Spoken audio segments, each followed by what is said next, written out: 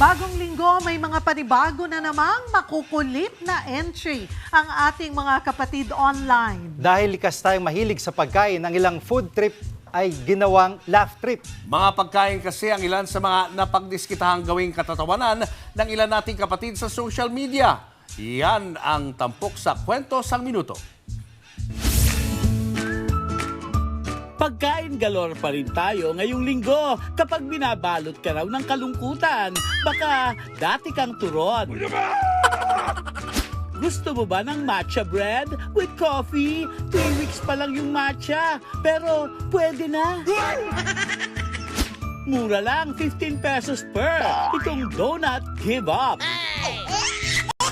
Eto, masarap na ulam mo, ground pork.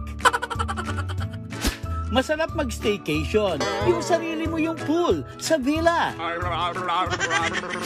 Mapapasounds ka talaga at marerequest mo yung Pool is Heart ni Nina.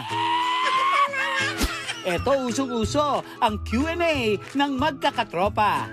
Sinong nilalang dito sa Pilipinas ang pinakamalakas tumakbo? Snatcher! Snatcher! Ano ang pinakamataas na mountain sa Pilipinas? Mountain bike?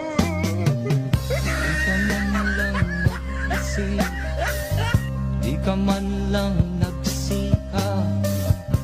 Nagbabalita mula sa Frontline, Mark Logan, News 5. Mga kapatid, Jiggy Manikad po, iba na ang may alam at may pakialam sa panahon ngayon. Para sa konkreto, kumpleto at komprehensibong balitaan sa Frontline, mag-follow at mag-subscribe sa social media pages ng News 5.